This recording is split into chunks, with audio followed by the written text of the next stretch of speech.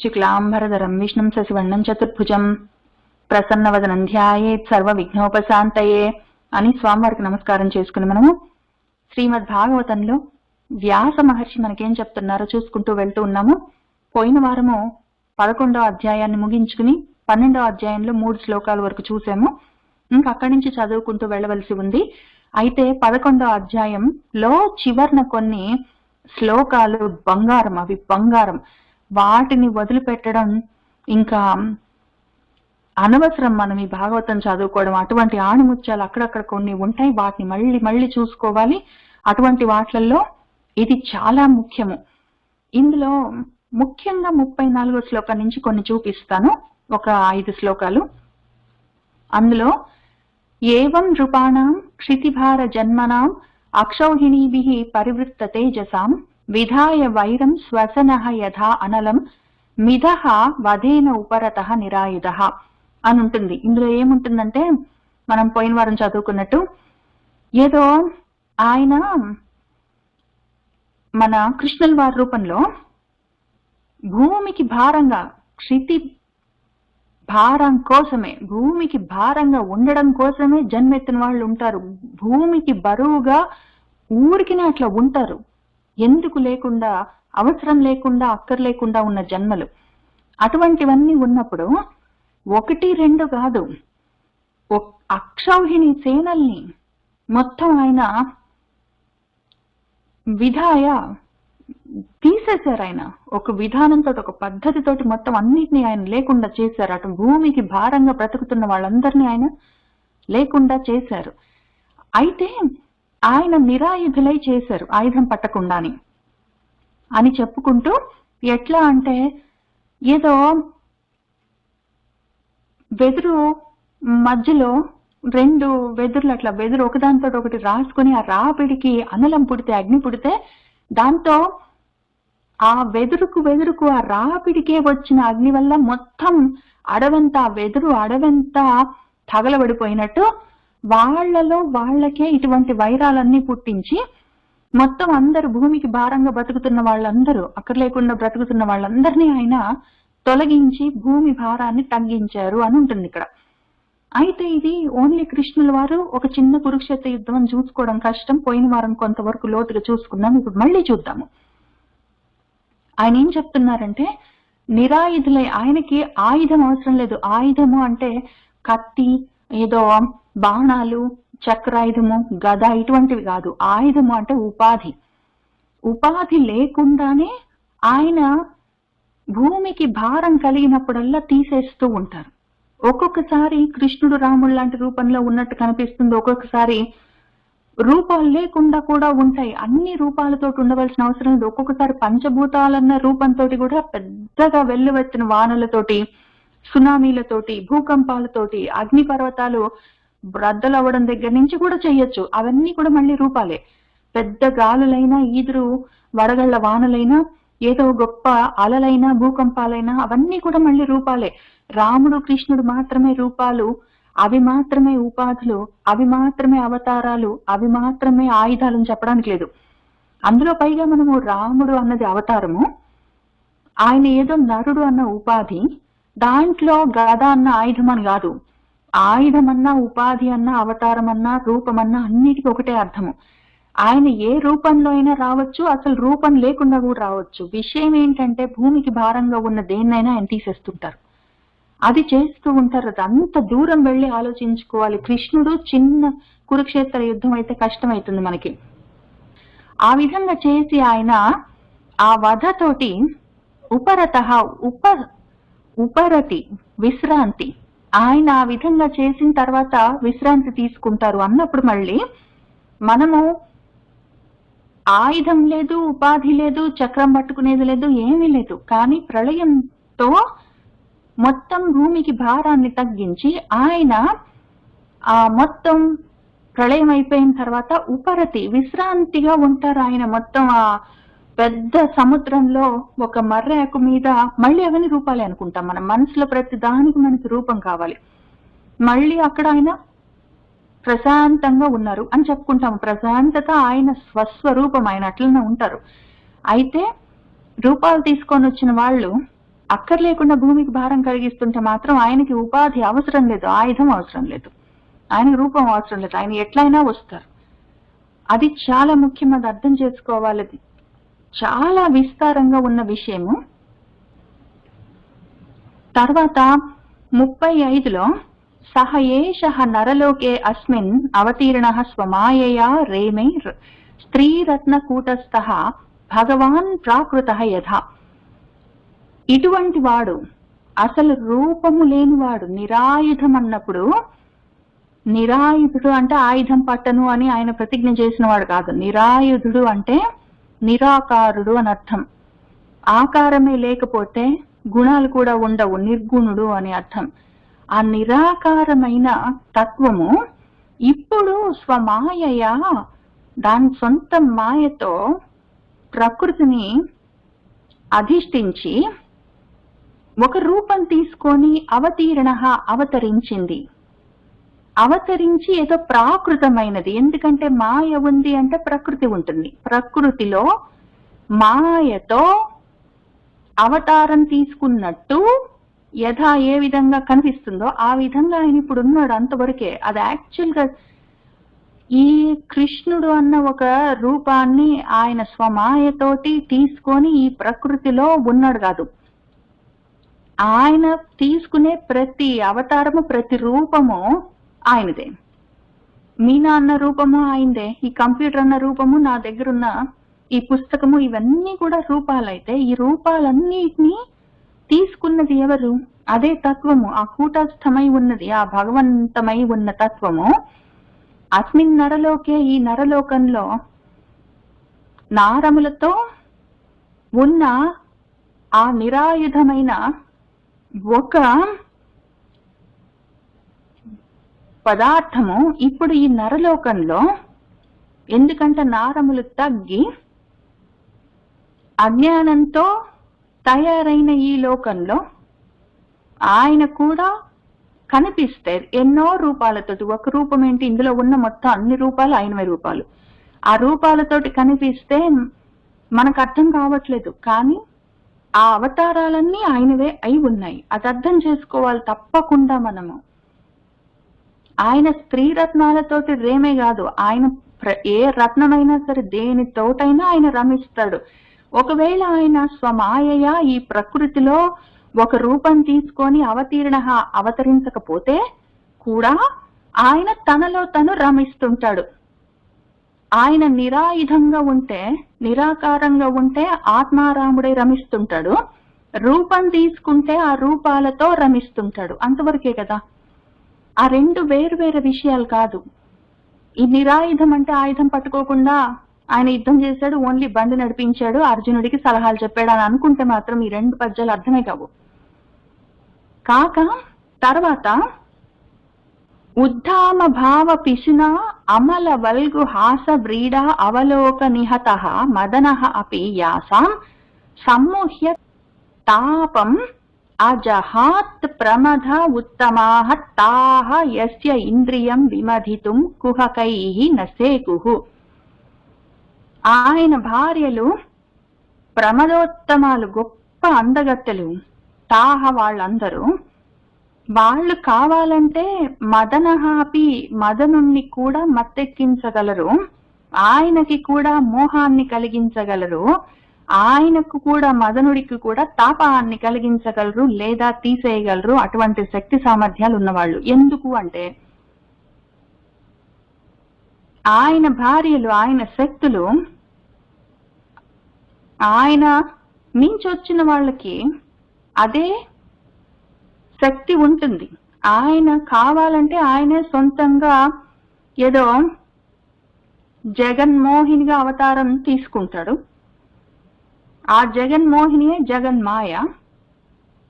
ఆ జగన్మాయ జగన్మోహిని కాకపోతే వేరే ప్రమదలు, వాళ్ళు కూడా ఆ మోహాన్ని కలిగించగలరు అని చెప్పుకుంటున్నాం. కానీ వాళ్ళు కూడా ఏమి, ప్రకృతిలో ఉంటే ఆ మాయ, ఈ మోహము తప్పకుండా ఉంటాయి. ప్రకృతిలో ఉంటే ఈ మాయ, ఈ మోహము ఉంటే తాపం తప్పకుండా ఉంటుంది. దానికి ఆయన భార్యలు మదనుడికి కూడా కల్పించగలరు కాదు. అసలు ప్రకృతిలో ఉన్న ఏ ప్రాణికైనా ఈ మాయ, మోహము, తాపము తప్పనిసరి.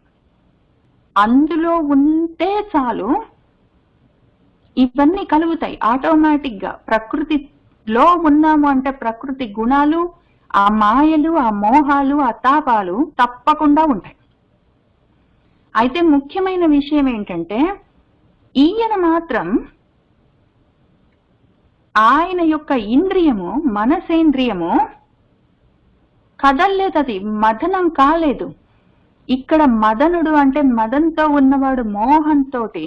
మదం అంటే ఏంటి? మళ్ళీ మదము మదనుడిని కూడా మత్తెక్కిస్తాయంటే తప్పకుండా ఎక్కిస్తాయి. మదం ఉన్నవాడు దేహాభిమానము, ఏదో జాతి అభిమానం, గొప్పగా పుట్టాను, చాలా అందంగా ఉన్నాను, దేహాభిమానము, గొప్ప విద్య ఉంది అని విద్యాభిమానం, ఎన్నో రకాల అభిమానాలు ఉంటాయి, ధనాభిమానం, అటువంటివన్నీ. అవన్నీ ఉన్న వాళ్ళకి తప్పకుండా ఈ మోహాలు, మాయలు, తాపాలు ఉంటాయి. తాపాలు ఎందుకు ఉంటాయంటే మోహం వల్ల, మాయ వల్ల ఎక్కువ తక్కువలు కనిపిస్తాయి, అందుకే తాపాలు ఉంటాయి. కానీ ఈయన ప్రకృతిలో ఉన్నట్టు కనిపించినా కూడా ఆయన మాత్రం వాటిని దాటి ఉన్నాడు. కాబట్టి ఆయన ఇంద్రియం, మనసు అన్నది మదనమవ్వదది.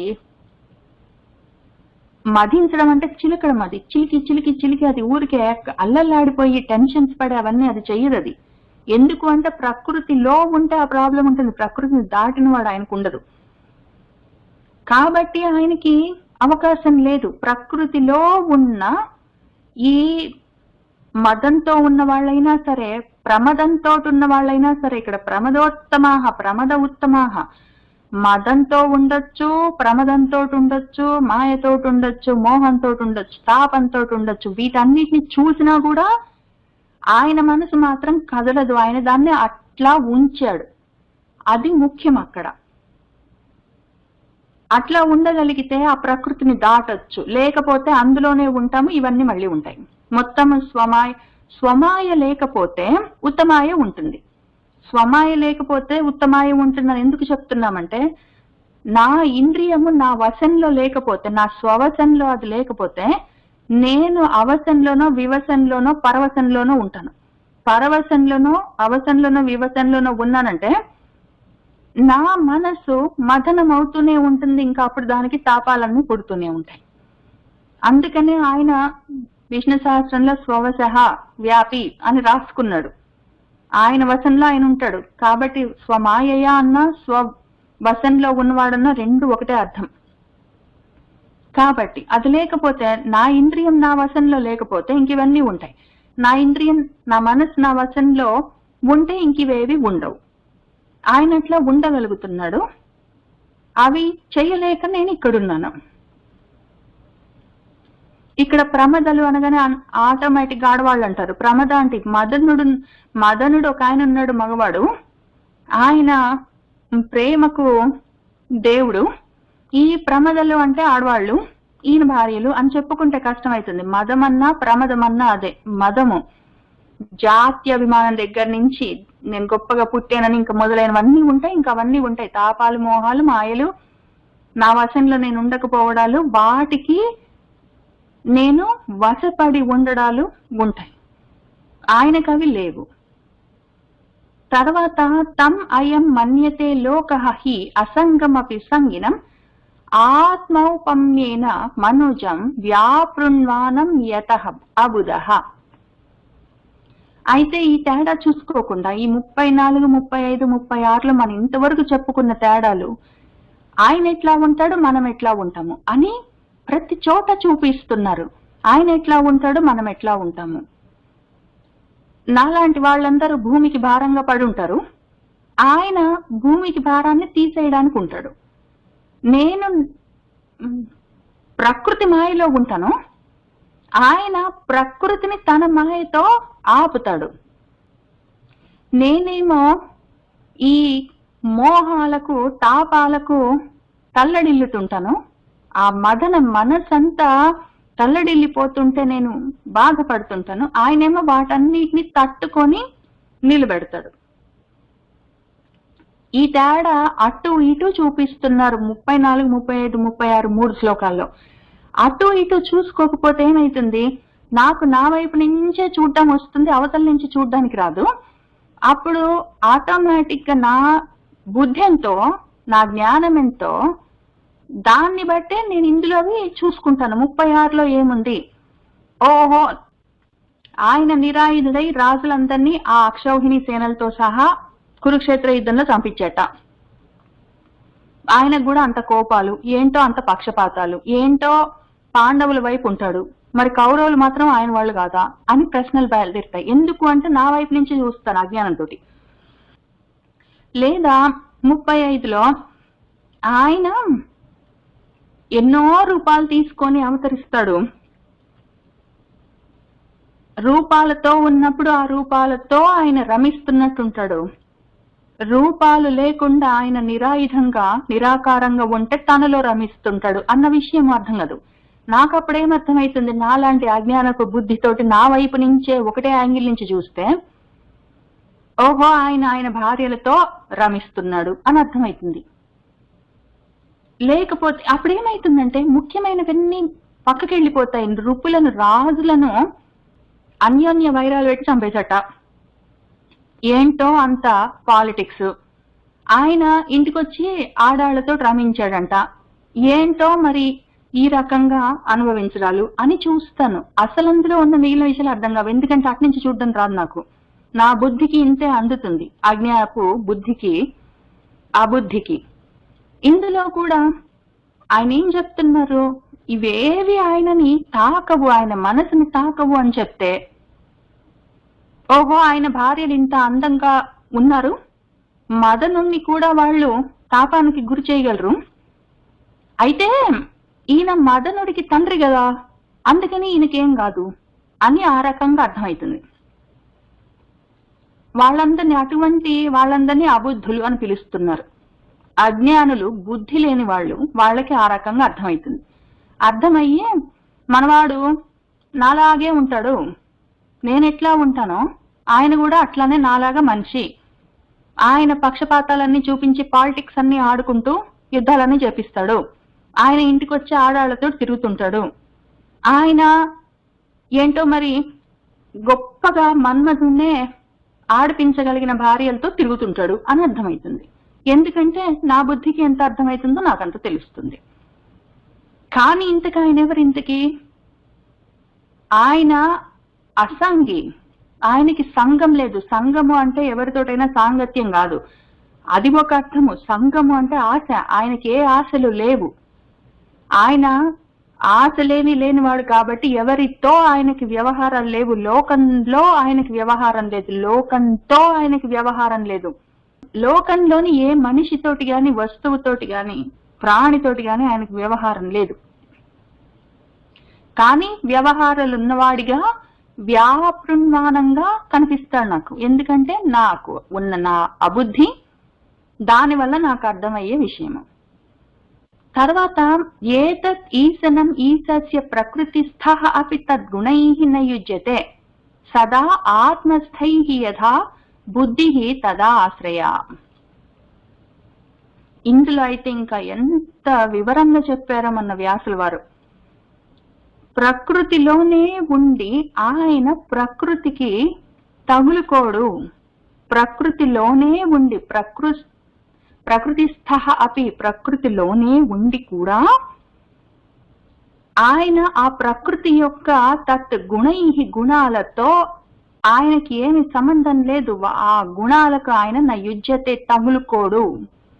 ఎందుకు అంటే ఆయన సదా ఆత్మస్థైః యదా, ఆయన ఎప్పుడు ఆయన స్థితిలో ఆయన ఉంటాడు. ఎందుకు అట్లా ఉంటుంది అంటే బుద్ధి కూడా ఆత్మనే సదా ఆశ్రయించి ఉంది, మరి ఆ బుద్ధి ఆత్మని తగులుకుందా, లేదు కదా, అట్లానే ఉంటుంది ఇది కూడా. తం మేనిరే అబలాహ మూఢాహ స్త్రైణం చ అనువ్రతం రహః అప్రమాణ విదః భర్తుః ఈశ్వరం మతయః యథా. ఆయన భార్యలు, ఆ అబలలు, ఆ మూర్ఖులు, ఆ జ్ఞానం తక్కువగా ఉన్నవాళ్ళు ఆయన త్రైనం స్త్రీలతో రహస్యంగా అనువ్రతం తిరుగుతూ ఉంటాడని వాళ్ళు కూడా తమ ఆయన్ని చూసి మేనిరే అనుకుంటారు. ఎందుకంటే వాళ్ళు అప్రమాణ విధ అనుకో, ఆయన యొక్క ప్రమాణము, ఆయన వ్యాప్తి వాళ్ళకి తెలియదనుకో. అందుకని వాళ్ళు వాళ్ళ భర్త ఈశ్వరుడు అన్న విషయం వాళ్ళు తెలుసుకోవట్లేదు. కానీ పోని జ్ఞానం తెలుసుకున్నారా అంటే, మతయ గొప్ప మతి కలిగిన వాళ్ళు, బుద్ధి కలిగిన వాళ్ళు, జ్ఞానం కలిగిన వాళ్ళు కూడా ఆ ఈశ్వరుణ్ణి మొత్తం ఆశాంతం ఇంకా తెలుసుకోలేకపోయారు. తెలుసుకుంటే ఆయనే అయిపోతారు. ఇంక తర్వాత ఇంకేం వాళ్ళు ఉండేది ఉండదు. వాళ్ళు ఇక్కడే ఉన్నారంటే ఇంకా మొత్తం తెలుసుకోలేదు, తెలుసుకుంటే అయిపోతారు. వీళ్ళకి అర్థమైందా, వీళ్ళకి అర్థం కాకపోవడానికి అని ఆయన అన్నారు. జ్ఞానులు లేరు, అజ్ఞానులు లేరు. ఎవరైనా సరే ఆ అప్రమాణమైన విషయాన్ని, అప్రమేయమైన విషయాన్ని కొలవగలిగే జ్ఞానంతో ఉన్నవాళ్ళు కాదు. అంతటి జ్ఞానం వచ్చి ఒకవేళ ఆ విషయాన్ని తెలుసుకుంటే వాళ్ళు ఇక్కడ ఉండరు. కాబట్టి పాపం కదా, ఆయన భార్యలు కదా, అందుకని వాళ్ళు వాళ్ళ భర్త ఎంత గొప్పవాడని వాళ్ళు కనుక్కోలేకపోయారు. అట్లానే ఆయన ఊళ్ళో ఉన్న మనుషులు కూడా మామూలు మనుషులు, వాళ్ళలాగానే ఆయన కూడా అనుకొని, మాలాగనే మా కృష్ణుడు కూడా మాతో పాటు ఒక మనిషి అని అనుకుంటారు. అంటే ఆయన ఊళ్ళో ఉన్న మనుషులు, ఆయన ఇంట్లో ఉన్న ఆయన భార్యలు, వాళ్ళందరూ అజ్ఞానులు అయితే మరి నువ్వు జ్ఞానివి కదా, నీకు అర్థమైందా? మొత్తము కాలేదు కదా. కాబట్టి జ్ఞానం, లౌకికమైన జ్ఞానంతో, నీకింతవరకు తెలిసిన జ్ఞానంతో ఆ అనంతమైన వస్తువుని పట్టుకోలేవు. నీకు కూడా అర్థం కాలేదు, ఆ విషయం అర్థం చేసుకో. అంటే ఇంటికి వస్తే భర్తను చూసి వాళ్ళందరూ ఎదురు వెళ్ళారు. ఆయన్ని చూసుకొని ఆయనతో చాలా సంతోషంగా వాళ్ళు సుఖంగా ఉన్నారు. అంటే ఉంటే ఉన్నారు. నువ్వు ఆ విషయం మీద ఫోకస్ చేయకు. ఆయన ఈ ఒక్క కృష్ణుడు అన్న రూపం కాదు, అన్ని రూపాల్లో ఉన్నది అదే ఒకటే తత్వం అన్న విషయం నువ్వు తెలుసుకుంటే నీ అజ్ఞానం నువ్వు పోగొట్టుకోవచ్చు అని మన వ్యాసుల వారు ఇక్కడ చెప్తున్నారు. అని చూసుకుని మనం మళ్ళా మన 12వ అధ్యాయం చదువుకుందాము. మన శౌనకుల వారు ఇంత విని, మన సూతుల వారి నోటితో వ్యాసుల వారు ఇంత చెప్పిస్తే మొత్తం విని, ఇంకా కృష్ణుల వారు ఆయన భార్యలతో రమిస్తున్నారు. ఆయనని మా భర్త అని వాళ్ళు అనుకుంటున్నారు అజ్ఞానులు. ఊళ్ళో వాళ్ళు కూడా మా కృష్ణుడే మా లాంటి వాడే అనుకుంటున్నారు వాళ్ళ అజ్ఞానులు. అయితే అంతా తెలుసు అనుకున్న వాళ్ళు కూడా పరమజ్ఞానులు, మేము మహాజ్ఞానులు అనుకున్న వాళ్ళు కూడా అజ్ఞానులే. ఇంకా మొత్తం ఎవ్వరికి అంతం పారం ముట్టిన దాకా తెలుసుకునే రోజు ఇంకా రాలేదు. వచ్చిన వాళ్ళు ఇక్కడ ఉండరు, వచ్చిన వాళ్ళు వెళ్ళిపోతారు, రాని వాళ్ళందరూ ఇక్కడ ఉన్నారు. కాబట్టి ఉన్న వాళ్ళల్లో అందరూ జ్ఞానులు, అందరూ అజ్ఞానులు. నేను జ్ఞానిని కాబట్టి వాళ్ళందరూ అజ్ఞానులు అని చెప్పడానికి లేదు అని ఆయన చాలా విస్తారంగా చెప్తే సూతుల వారు, శౌనకుల వారు దాని గురించి అసలు ఏమీ అనలేదు. ఉన్న విషయం కాబట్టి ఆయన అవును అనుకున్నారు. అనుకొని ఇంకా అది పక్కన పెట్టి మన శౌనకుల వారు సూతుల వారితో ఏం అడుగుతున్నారంటే, అశ్వత్థామ చేత ప్రయోగించబడ్డ బ్రహ్మశీర్షణం అన్న ఒక బ్రహ్మాస్త్రం, బ్రహ్మశీర్షం అన్న అస్త్రం, దాని నుండి వచ్చిన గురు తేజస్సు గొప్ప అగ్ని, దానివల్ల ఉత్తర గర్భంలో ఉన్న ఆ పసిబిడ్డ చనిపోతే మళ్ళీ మన భగవంతుడు పుట్టించాట కదా. ఆ విధంగా పుట్టిన ఆ మహాబుద్ధిమంతుడు, ఆ మహాత్ముడు, ఆయన యొక్క జన్మ ఏమి, ఆయన చేసిన కర్మలేమి, ఆయన ఏ విధంగా వెళ్ళిపోయాడు, శరీరాన్ని ఏ విధంగా చాలించాడు, ఆ తర్వాత ఏం జరిగిందన్న విషయాలన్నీ యథార్థంగా మాకు చెప్తావా?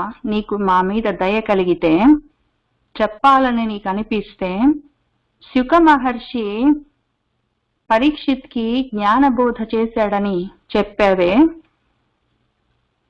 అటువంటి శుకుడి దగ్గర నుంచి ఆత్మ జ్ఞానాన్ని పుచ్చుకున్న వాడి గురించి మాకు చెప్తావా? మేము శ్రద్ధగా వింటాము అని అడిగాడు మన శౌనకుడు. అక్కడ ఆపాము, అక్కడి నుంచి చూసుకుంటూ వెళ్దాము.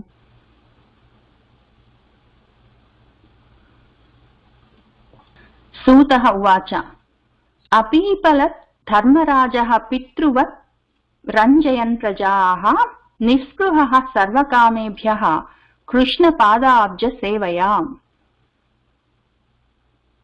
ఆ విధంగా మన ధర్మరాజు కృష్ణ పాదాబ్జ సేవయ, కృష్ణ పాదాబ్జములను సేవిస్తూ ఉన్నవాడై, సర్వకామేభ్య అన్ని కోరికల నుండి నిస్పృహ ఆశను తొలగించుకున్నవాడై, అపీపలత్ ఏదో కంటికి కనుపాపలాగా కాపరిలాగా, పితృవత్ తండ్రిలాగా, ప్రజలను రంజింపచేస్తూ ప్రజాపాలన చేస్తూ ఉన్న సమయంలో ఏం జరిగిందంటే అని చెప్తూ ఉన్నారు. అపీపలత్ ధర్మరాజః పితృవత్ రంజయన్ ప్రజాః నిస్పృహః సర్వకామేభ్యః కృష్ణ పాదాబ్జ సేవయా. సంపదః క్రతవః లోకాః మహిషీ భ్రాతరః మహీ జంబూద్వీపాధిపత్యం చ యశసః చ త్రిదివం గతం. ఇంకప్పుడు మన ధర్మరాజు చేస్తున్న ప్రజారంజకమైన పరిపాలన సమయంలో ఎట్లా ఉంది పరిస్థితి అంటే, ఆయన యొక్క సంపదలు క్రతవః ఆయన చేస్తున్న యజ్ఞయాగాదికాలు, లోకాః ఈ లోకంలో ఆయన పాలిస్తున్న ఆయన దగ్గర ఆయన రాజ్యంలో ఉన్న ప్రజలు, ఆయన మహిషి ఆయన పట్టమహిషి ఆయన భార్య ద్రౌపదీదేవి, భ్రాతరః ఆయన తమ్ముళ్ళు, మహీ ఆయన రాజ్యము, ఆయన సాధించుకున్న భూమి, ఆ భూమి జంబూద్వీపంలో మొత్తం దానిపైన ఆయనకున్న ఆధిపత్యము, వాటితో పాటు యశః ఆయన కీర్తి ప్రతిష్టలు, ఇవన్నీ వీటన్నిటి గురించి మన దేవలోకం వరకు ఆ కీర్తి పాకింది. అది త్రిదివం గతం, 3 లోకాలకి వెళ్ళింది, దేవలోకం దాకా పరుచుకుంది, స్వర్గలోకం దాకా ఆయన పేరు. ఆహా, మన ధర్మరాజు ఎంత గొప్పవాడు, ఓహో ఆయన సంపదలు చూడు, ఆయనకున్న రత్నాలు మాణిక్యాలు, ఆయన రథాలు, ఆయన దగ్గర ఉన్న చతురంగ బలాలు, ఆయన అనుభవిస్తున్న ఐశ్వర్యాలు, ఆయన చేస్తున్న యజ్ఞాలు, ఆయన రాజ్యంలో ఉన్న ప్రజలు, ఆయన భార్య, ఆయన తమ్ముళ్ళు, ఆయన రాజ్యము, ఆయన ఆధిపత్యము, ఇవన్నిటితో కూడిన ఆయన యశస్సు స్వర్గలోకం దాకా వెళ్ళిపోయింది, అంత వ్యాపించింది. సంపదః క్రతవః లోకాః మహిషీ భ్రాతరః మహీ జంబూద్వీప అధిపత్యం చ యశః చ త్రిదివం గతం. కింతే కామాః సురస్పార్హా ముకుంద మనసః ద్విజాః అధిజహ్రుః ముదం రాజ్ఞః క్షుదితస్య యథా ఇతరే. ఓ ద్విజాః, ఓ ద్విజులారా అని మన సూతుల వారు శౌనకుడికి మిగిలిన మునులందరినీ పిలిచి చెప్తున్నారు. ఆయన ఏమంటున్నారంటే, ముకుంద మనసః, ముకుందుడి మీద మనసు పెట్టుకున్నవాడు మన ధర్మరాజు, ఆయన దగ్గర ఉన్నవి ఇవన్నీ ఉన్నాయి, సంపదలు, ఆయన చేస్తున్న యజ్ఞాలు, వాటి వల్ల కలుగుతున్న పుణ్యాలు, ఇంకన్నీ ఎన్నో చెప్పుకున్నాం ఈ 5వ శ్లోకంలో. అవన్నీ ఎటువంటివి అంటే సురస్పార్హ, దేవతలు కూడా అసూయ పడేలాంటివి అవన్నీ. అటువంటివన్నీ ఆయన దగ్గర ఉంటే కూడా ఆ మొత్తం తే కామాహ, ఆ మొత్తము ఐశ్వర్యాలన్నీ ఉంటే మాత్రం కిం ఎందుకు, ఆయన మనసు వాటి మీద లేదు. ఆయనకున్నాయి అవన్నీ, కానీ వాటి మీద ఆయనకు మనసు లేదు. ఆయన మనసు ఎక్కడుంది అంటే ముకుందుడి మీద ఉంది. ఆయనేమో ముకుంద మనసహ, ఆయనకు వీటి మీద మనసు లేదు, కానీ ఇవన్నీ ఆయనకున్నాయి. ఉంటే మాత్రం ఏమి కిం ఓ ద్విజాహ, ఆయన పట్టించుకోలేదు. ఆయనకి ఎంతసేపు ముకుందుడే కావాలి. ఏదో యథా ఏ విధంగానైతే క్షుదితస్య ఆకలితో ఉన్నవాడికి ఇతరే వేరే వస్తువులు ఎన్నుంటే ఏంటి, ఆయనకి ఆ ఆకలితో ఉన్నవాడికి ఆ వస్తువులు ఏవైనా సరే ముదాన్ని, సంతోషాన్ని అధిజహ్రుహు ఇస్తాయా? ఇవ్వలేవు కదా. అదే విధంగా రాజ్ఞ, మన రాజుగారు, ధర్మరాజు గారు, ఆయన దగ్గర ఇవన్నీ ఉంటే ఉన్నాయి కానీ ఆయనకి ఎంతసేపటికి ముకుందుడే కావాలి. ముకుందుడు దూరం అయితే మాత్రము ఆయనకి ఇంకేదో మొత్తం ప్రాణమంతా గిలగిల కొట్టుకున్నట్టుంటుంది. ఎన్ని ఉన్నా ఆయనకి మోదము, సంతోషం ఉండదు. ఆ విధంగా ఉన్నాడు మన ధర్మరాజు. ఎందుకంటే మన కృష్ణ వారు ఇప్పుడే కదా వెళ్ళిపోయారు అక్కడికి, ఆయన ద్వారకా నగరానికి. అందుకని ఎన్ని ఉన్నా కూడా, ఎంత గొప్పగా ఆయన జంబూద్వీప ఆధిపత్యం ఉండి 3 లోకాలు మెచ్చుకునేటట్టు ఆయన ప్రజారంజకంగా పాలన చేస్తున్నా కూడా ఆయన మనసు మాత్రం ముకుందుడి మీద ఉంది. ఆయనకి దుఃఖంగానే ఉంది. కింతే కామాహ సురస్పార్హ ముకుంద మనసః ద్విజాః అధిజహ్రుః ముదం రాజ్ఞః క్షుదితస్య యథా ఇతరే. మాతుః గర్భగతః వీరః సః తదా భృగునందన దదర్శ పురుషం కంచిత్ దహ్యమానః అత్ర తేజసా. ఓ భృగునందన, ఓ భృగు వంశంలో పుట్టినవాడా శౌనక, తదా అప్పుడేం జరిగిందంటే సహ వీరః, ఆ వీరుడు, మన పరీక్షిత్, ఆయనకి ఇంకా పేరు పెట్టలేదు కానీ ఆ పుట్టబోతున్నవాడు సహ వీరః, ఆ పరీక్షిత్, మాతుః గర్భగతః, తల్లి కడుపులో ఉన్నప్పుడు ఏదో అస్త్ర తేజస, మన అశ్వత్థామ వేసిన బ్రహ్మశిరసి నామ అస్త్రం వల్ల కలిగిన ఆ అగ్ని వల్ల దహ్యమానః, దహించుకుని పోతూ కూడా ఆ సమయంలో కంచిత్, ఎవరో ఒక పురుషుణ్ణి దదర్శ, చూశాడు. మాతుః గర్భగతః వీరః సః తదా భృగునందన దదర్శ పురుషం కంచిత్ దహ్యమానః అస్త్ర తేజస. ఆ చూసిన వాడెవరు అంటే ఆ కంచిత్ పురుషం, ఒకానొక పురుషుణ్ణి మన పరీక్షిత్ చూశాడు కదా. ఆ చూసిన వాడు ఏ విధంగా ఉన్నాడంటే ఆ సమయంలో అంగుష్ట మాత్రం అమలం స్ఫురత్ పురట మౌళినం అపీచ దర్శనం శ్యామం తడిత్ వాససం అచ్యుతం శ్రీమద్ దీర్ఘ చతుర్బాహుం తప్త కాంచన కుండలం క్షతజాక్షం గదాపాణినం ఆత్మనః సర్వతః దిశం పరిభ్రమంతం ఉల్కాభాం భ్రామయంతం గదాం ముహుః అస్త్రతేజః స్వగదయా నీహారం ఇవ గోపతిః విధమంతం సన్నికర్షే పర్యైక్షత కః ఇతి అసౌ. అప్పుడు ఆ తల్లి కడుపులో ఆ అస్త్రజ్వాలలకు దహించుకుని పోతున్న ఆ పిండము చూసినప్పుడు కనిపించిందేమి అంటే అంగుష్ట మాత్రంగా ఉన్న ఒక రూపం కనిపించింది. ఒకానొక పురుషుడు అంగుష్ట మాత్రం అంటే బొటన వేలంత రూపంతో కనిపించాడు. అమలం, నిష్కళంకంగా ఉన్నాడు.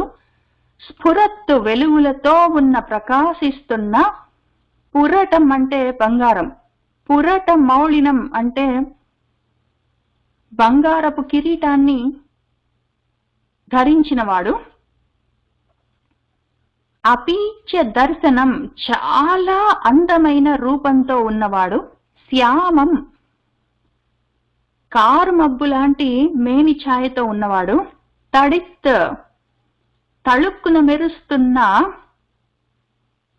వాససం, పట్టుబట్టలు ధరించినవాడు. అచ్యుతం, అచ్యుతుడు, ఆయన్ని చూశాడు. ఇంకా అచ్యుతుడు ఎట్లా ఉన్నాడు అంటే శ్రీమత్, శ్రీమంతమై ఉన్నాడు. దీర్ఘ చతుర్బాహుం, గొప్ప సుదీర్ఘంగా ఉన్న 4 భుజములతో ఉన్నాడు. తప్త కాంచన కుండలం, తప్తం అంటే కాల్చి పుటం పెట్టిన, కాంచనం బంగారపు కుండలాలతో ఉన్నాడు. క్షతజాక్షం, క్షతజము, క్షతం అంటే దెబ్బ, జ అంటే పుట్టింది, దెబ్బ నుంచి పుట్టేది రక్తం. రక్తపు రంగులో కొంచెం ఎరుపెక్కి ఉన్న అక్షములు కన్నులతో ఉన్నాడు, కొద్దిగా ఎరుపెక్కిన కన్నులతో ఉన్నాడు. గదాపాణిం, గదను పట్టుకొని ఉన్నాడు. ఆ పట్టుకోనున్న ఆయన ఆత్మనః, తన చుట్టూ, పరీక్షిత్తు చుట్టూ, సర్వతః దిశం, అన్ని దిక్కుల, ముహుహు, మళ్ళీ మళ్ళీ, ఉల్కాభాం, ఉల్కలాగా ఉన్న, గదాం, గదను, భ్రామయంతం, గిరగిరా తిప్పుతూ, ఏదో గోపతి, సూర్యుడు, నీహారం, మంచును, విధమంతం, పక్కకు తొలగిస్తున్నట్టు, ఈయన స్వగదయ, తన చేతిలో ఉన్న ఆ ఉల్కలాగా ఉన్న ఆ గదను తిప్పుతూ, దానితో అందులో నుంచి వస్తున్న ఆ వెలుగులతో, ప్రకాశాలతో తన వైపుకొస్తున్న అస్త్ర తేజ, ఆ అశ్వత్థామ వేసిన బ్రహ్మశిరో నామకాస్త్రం నుండి వస్తున్న ఆ అగ్నులను ఆయన విధమంతం, పక్కకు తోసేస్తూ, సన్నికర్షే, తన పక్కనే, పరిభ్రమంతం, తిరుగుతూ ఉన్నాడు. అటువంటి రూపాన్ని చూశాడు ఈయన. ఈయన ఎటువంటి రూపాన్ని చూశాడంటే, అంగుష్ట మాత్రంగా ఉన్నాడు, బొటన వేలంతా ఉండి, నిష్కళంకంగా ఉండి, వెలుగుతూ ప్రకాశవంతంగా ఉన్న బంగారపు కిరీటాన్ని ధరించి, చక్కటి అందమైన రూపంతో, శ్యామ వర్ణంలో, తటిల్లతలాగా, మెరుపు తీగలాగా తళుక్కున మెరుస్తున్న పట్టుబట్టలతో కనిపించాడు అచ్యుతుడు. ఆయన శ్రీమంతమైన పొడుగ్గా ఉన్న 4 భుజములతో, బంగారపు కుండలాలతో, కొద్దిగా ఎరుపెక్కి ఉన్న కన్నులతో, ఒక ఉల్క లాంటి గదను చేతిలో పట్టుకొని దాన్ని గిరగిరా తిప్పుతూ, సర్వతో దిశం, అన్ని దిక్కులా తిప్పుతూ, ఆ గదను ఏదో సూర్యుడు మంచుని పక్కకు తోసేస్తున్నట్టు, ఈ బ్రాహ్మడు వేసిన అస్త్రం యొక్క అగ్నులను పక్కకు తోస్తూ తన చుట్టూ తిరుగుతున్న ఆ రూపాన్ని, ఆ కడుపులో, ఉత్తరాదేవి కడుపులో ఉన్న బిడ్డ చూశాడు. చూసి ఆ పక్కనే, సన్నికర్షే, పక్కనే తిరుగుతూ ఉన్నాడు. ఆ అశ్వత్థామయ్య వేసిన బాణం నుంచి వస్తున్న అగ్నిని పక్కకు తోసేస్తూ అక్కడే ఉన్నాడు. ఆయనని చూశాడు. ఈయన చూసి, కహ అసౌ ఇతి, ఈయనెవరు అని పరీక్షగా చూస్తూ ఉన్నాడు. అంగుష్ట మాత్రం అమలం స్ఫురత్ పురట మౌళినం అపీచ దర్శనం శ్యామం తడిత్వాససం అచ్యుతం శ్రీమద్ దీర్ఘ చతుర్బాహుం తప్తకాంచన కుండలం క్షతజాక్షం గదాపాణిం ఆత్మనః సర్వతః దిశం పరిభ్రమంతం ఉల్కాభాం భ్రామయంతం గదాం ముహుః అస్త్రతేజః స్వగదయా నీహారం ఇవ గోపతిః విధమంతం సన్నికర్షే పర్యైక్షత కహ ఇతి అసౌ. అప్పుడు విధూయ తత్ అమేయాత్మా భగవాన్ ధర్మగుప్ విభుః మిషతః దశమాస్యస్య తత్ర ఏవ అంతర్దధే హరిః. ఆ విధంగా విభుః, ఆ ప్రభువు, ధర్మగుప్, ధర్మాన్ని గోప్తం చేసేవాడు, రక్షించేవాడు, కాపాడేవాడు, ఆ భగవాన్, భగవంతుడు, ఆ అమేయాత్మ, అమేయమైన కొలత కందనంత పదార్థమై ఉన్నవాడు, ఇప్పుడు ఏదో ఆ అశ్వత్థామ వేసిన బాణజ్వాలలను విధూయ పక్కకు తోయడమన్నా మిషతః, ఒక మిషతో ఈ రూపాన్ని ధరించి ఇక్కడికి వచ్చి గద పట్టుకొని గిరిగిరా తిప్పుతూ ఇవన్నీ చేస్తూ, ఆ దశమాస్యస్య, ఆ 10 నెలల పసి గుడ్డు, ఆ కడుపులో ఉన్న పిండం, ఆ 10 నెలల బిడ్డకి కనిపించి ఆ హరిహి ఆ అశ్వత్థామ అగ్నిని అక్కడే దాన్ని సంహరించి తత్ర ఏవ అక్కడే ఆయన అంతర్ధానం అయిపోయాడు. అసలు ఇంత కూడా చెయ్యక్కర్లేదు ఆయన. ఆ మిష ఏదో ఒక వంక పరీక్షిత్కి కనిపించాలని ఆ వంకతోటి ఆయన కనిపించాడు. పరీక్షిత్ చూస్తూ ఉంటేనే ఆ అగ్నిని ఆపాడు, ఆయన అక్కడే అంతర్ధానం అయిపోయాడు. అయితే పరీక్షిత్ చూస్తూ ఉండగా ఆ పని చేసి అక్కడే అంతర్ధానం అయిపోయాడు. ఆయన ఎక్కడున్నా చెయ్యొచ్చు. ఆ ఉత్తర గర్భంలో ఉన్న బిడ్డను రక్షించడానికి ఆయన ఎక్కడి నుంచైనా చేయొచ్చు. ఆమె గర్భంలోకి వచ్చి ఆ బిడ్డకి కనిపిస్తూ చేయవలసిన అవసరం లేదు. పైగా చాలా అందమైన రూపంతో ఆయన వచ్చి ఇదంతా ఎందుకు చేశాడు అంటే పరీక్షిత్కి కనిపించడం ముఖ్యం. ఆయన మన నారదుల వారికి కూడా ఇంతకు ముందు నారదుడు వాళ్ళ అమ్మగారు పాము కాటుకు చనిపోతే ఆయన చాలా దూరం వెళ్లి అడవిలో ఆయన విన్న విషయాల్ని మననం చేసుకుంటూ ధ్యానం చేసుకుంటున్నప్పుడు మనసులో తళుక్కున కనిపిస్తాడు. ఇంకప్పుడు కళ్ళు తెరిచి లేచి చూసుకొని అయ్యో నేను సరిగ్గా చూసుకోపోతున్నా అని ఏడిస్తే ఆ పసిపిల్లాడు 5 ఏళ్లప్పుడు నారదుడు అప్పుడు భగవంతుడు చెప్తాడు అశరీరవాణిగా, నువ్వు దేనికోసం ధ్యానం చేస్తున్నావో అది నీకు ఒక రూపంగా కనిపిస్తే దాని మీద నువ్వు ఫోకస్ చేయొచ్చు, అందుకని నీకు అవకాశం కోసం కనిపించానని చెప్తాడు. ఎందుకంటే ఆయన అసలు ఆకారం లేనివాడు, ఆయన నిరాకారుడు నిరాయుధులని ఆల్రెడీ చెప్పుకున్నాం. ఆయనకు ఉపాధి లేదు, రూపం లేదు, ఒక ఆకారం లేదు, కానీ తీసుకొని వచ్చాడు. ఎందుకు అంటే ఆ సమయంలో మనసులో కనిపించాడు, ఇక్కడ కడుపులో కనిపించాడు. ఎందుకు అంటే ఏదో ఒక రూపం కనిపిస్తే దాని మీద ఫోకస్ చేయడానికి అవకాశం ఉంటుంది. రూపం లేదు, నామం లేదు, కనిపించడు, వినిపించడు, తాకడానికి కుదరదు, అదొక బ్రహ్మ పదార్థం, అది ఎట్లుంటుందో తెలీదు, అది అచింత్యము, అగ్రాహ్యము, అనూహ్యము అని చెప్తే అటువంటి పదార్థాన్ని మనసు వెంటనే పట్టుకోలేదు, దానికి ఆలంబన కావాలి. అందుకని ఈ మిషతోటి ఏదో ఆ మంటలను పక్కకు తోయాలి అన్న విధూయ మిషత ఆయన ఈ రూపం తీసుకొని వచ్చాడు. కనిపించి తళుక్కున ఆ పని చేసి మాయమైపోయాడు. ఆ పని చేయడానికి ఆయన రూపం తీసుకొని రావాల్సిన అవసరం లేదు. ఆయన నిరాయుధ చేస్తాడు ఈ పనులన్నీ మనం చూసుకున్నాము. కానీ ఇప్పుడు అవసరము, ఈ బిడ్డకి కనిపించడం అవసరము. ఆయనకు సాధన ఇంకా చివరికి వస్తూ ఉన్నది. దేని మీద ఫోకస్ చేయాలి, ధ్యానం ఎక్కడ నిలబెట్టాలి, అది తెలియడం కోసం ఆయన కనిపించారు. ఎందుకింత ఇదంతా చేశారు అంటే ధర్మాన్ని కాపాడడం కోసం అనగానే మళ్ళీ అంటే ధర్మరాజు వాళ్ళందరూ ధర్మంపై నిలబడ్డారు, వాళ్ళ కష్టం కలగకూడదు, వాళ్ళకున్న ఒక్క వంశాంకురాన్ని నిలబెట్టడం కోసం అని అనుకుంటే కష్టం అవుతుంది. ఇక్కడ అది కూడా కరెక్టే, అది తప్పు కాదు, కానీ అక్కడికి అయిపోలేదు, అది మొత్తం నిజం కాదు.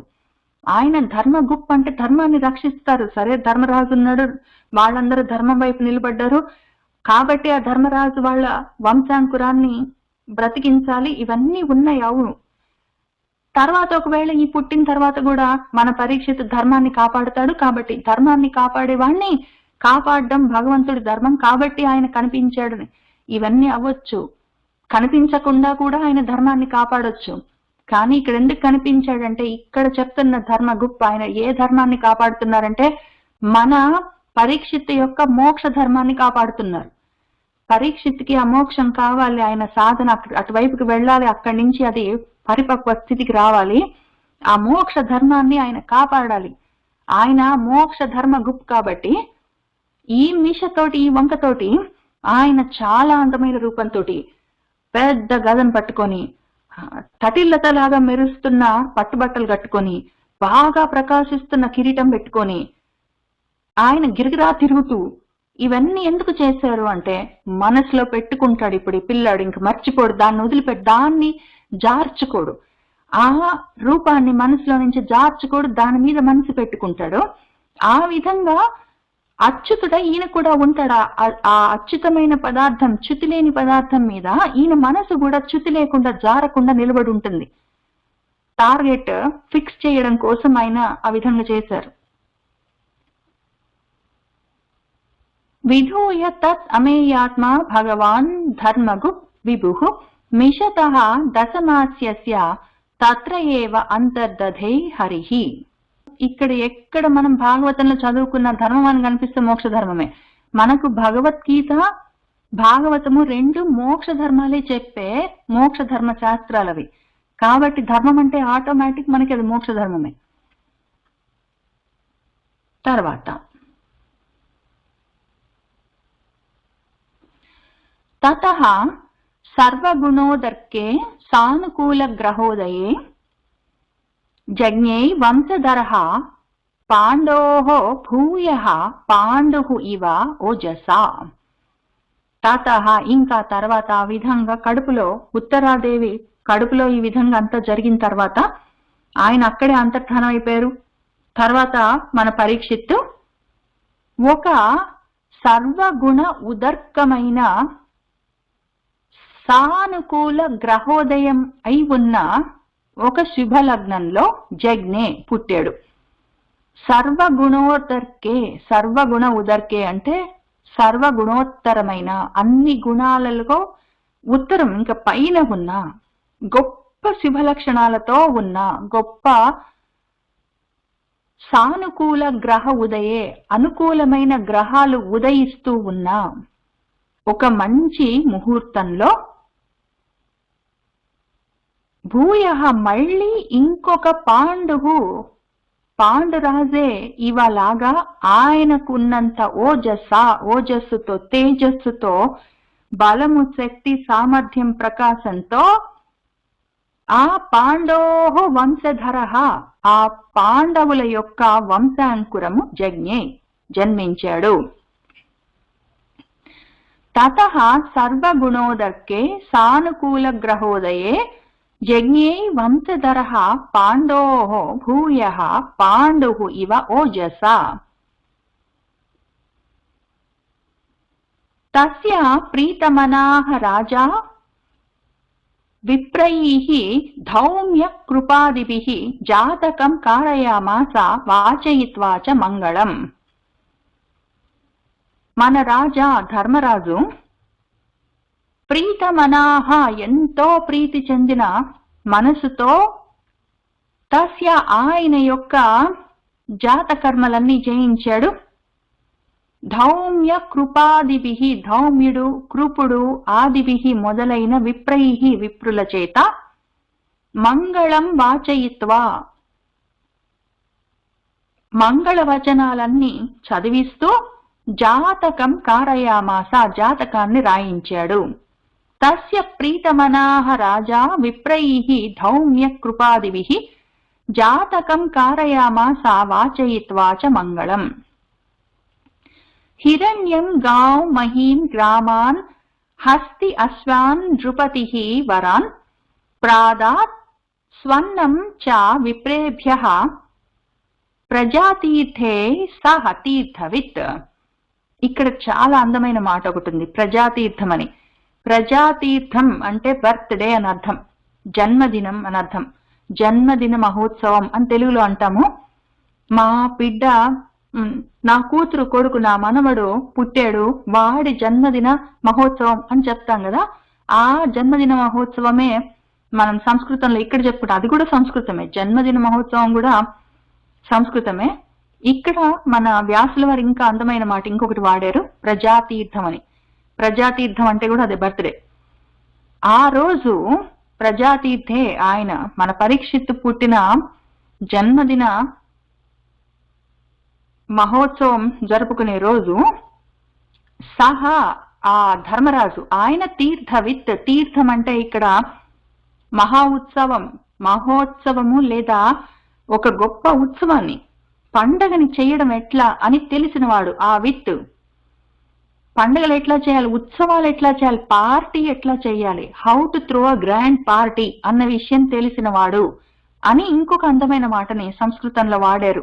ఇంగ్లీష్ లో మనము he knows how to throw a huge grand party అంటాం కదా. దాన్ని మన వ్యాసుల వారు తీర్థవిత్ అని చెప్పారు. గొప్పగా పండుగ చేయడం ఎట్లానో ఆయనకు తెలుసు, ఉత్సవం ఎట్లా చేయాలో అట్లా తెలుసు. ఆయన మన పరీక్షిత్ పుట్టినరోజు చాలా గొప్పగా చేశాడు. పుట్టినరోజు పండుగ ఆయన ఏం చేశాడంటే హిరణ్యం బంగారాన్ని, గాం ఆవులను, మహీం భూములను, గ్రామాన్ గ్రామాలను, హస్తి ఏనుగులను, అశ్వాన్ గుర్రాలను, అవన్నీ వరాన్ శ్రేష్టమైన వాటినే మన నృపతి మన రాజుగారు విప్రేభ్య విప్రులకు ప్రాదాత్ ప్రదానం చేశారు. తర్వాత సువర్ణం గొప్ప మృష్టాన్నాలన్నిటినీ ఆయన విప్రేభ్య బ్రాహ్మలందరికీ విప్రులందరికీ ప్రాదాత్ ప్రదానం చేశారు. హిరణ్యం గాం మహీం గ్రామాన్ హస్తి అశ్వాన్ నృపతి వరాన్ ప్రాదాత్ స్వర్ణం చ విప్రేభ్య ప్రజాతీర్థే సహ తీర్థవిత్ తం ఊచుః బ్రాహ్మణాః తుష్టాః రాజానం ప్రశ్రయాన్వితం ఏషః హి అస్మిన్ ప్రజాతంతౌ పురూణాం పౌరవర్షభ. ఇంకా విధంగా గొప్పగా అందరికీ ఎన్నో గొప్ప గొప్ప విలువైన కానుకలన్నీ ఇచ్చి గొప్పగా అన్నం పెట్టి ఆయన ఎంతో గొప్ప పండుగ చేశాడు. మన పరీక్షిత్తు పుట్టినప్పుడు, ఆయన మనవడు పరీక్షిత్తు పుట్టినప్పుడు ఆ విధంగా చేసిన రాజానం మన ధర్మరాజును చూసి ఆ తుష్టాహ బ్రాహ్మణాహ చాలా తృప్తి పొందిన బ్రాహ్మలు ఆ విధంగా ప్రశ్రయాన్వితం వినయంతో కూడి ఉన్న ఆయనను చూసి ఆ రాజుతో వాళ్ళు ఈ విధంగా ఆ ధర్మరాజుతో వాళ్ళు ఊచుహు అంటూ ఉన్నారు.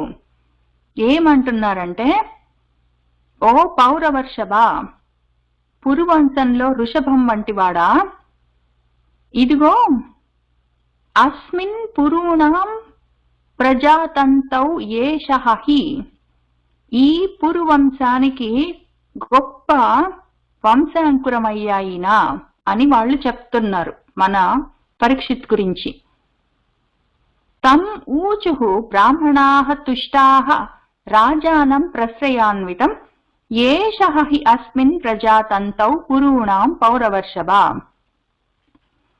దైవేన అప్రతిఘాతేన శుక్లే సంస్థాం ఉపేయుషి రాతవః వః అనుగ్రహార్థాయ విష్ణునా ప్రభవిష్ణునా తస్మాత్ నామ్నా విష్ణురాతః ఇతి లోకే బృహత్స్రవాః భవిష్యంతి న సందేహః మహాభాగవతః మహాన్. ఈ పుట్టినవాడు ఏషః ఈ పిల్లాడు అప్రతిఘాతేన దైవేన తిరుగులేని దైవం వల్ల ప్రారబ్ధ కర్మల వల్ల అప్రతిహతమైన ఈ దైవ ఘటన వల్ల ఏదో రాలిపోతుంటే ఆ అగ్నికి కాలిపోయే స్థితిలో శుక్లే సంస్థాం ఉపేయుషి మళ్ళీ చక్కగా నిలబెట్టాలన్న ఉద్దేశంతో ప్రభవిష్ణునా విష్ణునా గొప్ప ప్రభావం కలిగిన వాడైన విష్ణువు చేత వహ మీ అందరికీ అనుగ్రహం చూపించాలన్న ఉద్దేశంతోటే అనుగ్రహార్థాయ రాతః రక్షింపబడ్డాడు. ఏదో గొప్ప విధి రాత వల్ల ఈ పిల్లాడు కడుపులోనే చనిపోతే మిమ్మల్నందరినీ అనుగ్రహించాలన్న కోరికతోటే ఆ ప్రభావం చూపగలిగిన వాడు విష్ణువు రక్షించాడు. ఆ విధంగా ఆయన చేత రాతః రక్షింపబడ్డాడు. కాబట్టి తస్మాత్ అందుకని ఈ పిల్లాడు నామ్నా పేరు చేత విష్ణురాతః ఇతి విష్ణురాతుడు విష్ణువు చేత రక్షింపబడ్డాడు విష్ణురాతుడు అని లోకే ఈ లోకంలో బృహత్ చాలా గొప్పగా స్రవాహ పేరు తెచ్చుకుంటాడు. ఈయన మహాన్ మహాభాగవతః చాలా గొప్పవాడు మహాత్ముడు మహాభాగవతుడు అని పేరు తెచ్చుకుంటాడు.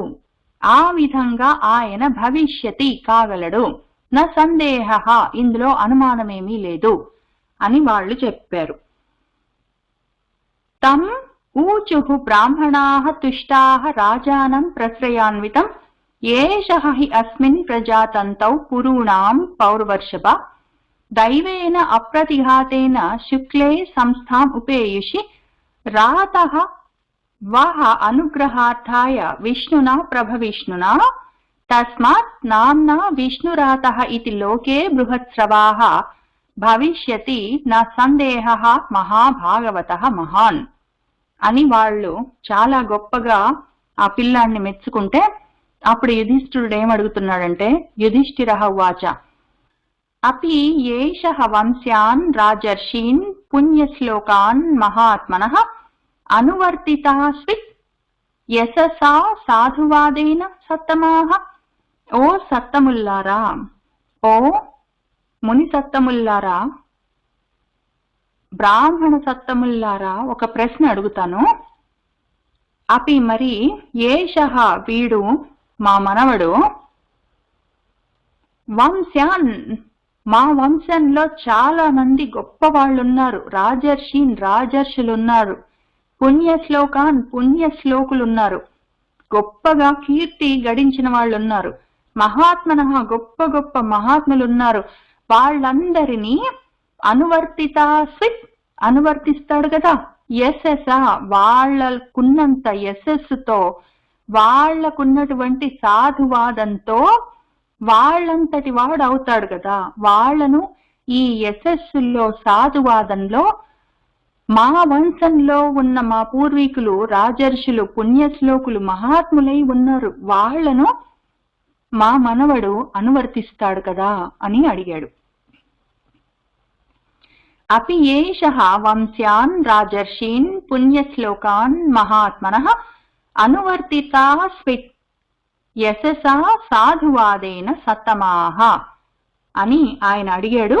ఇంకా ఇక్కడి నుంచి బ్రాహ్మణాః ఊచుః అని మన 19వ శ్లోకం దగ్గర నుంచి ఈ అధ్యాయం చివరి వరకు ఒక 35 శ్లోకాలేమో ఉంటాయి. అవన్నీ మన పరీక్షిత్ ఏ విధంగా బ్రతుకుతాడు అన్న విషయాన్ని వాళ్ళు చెప్తున్నారు.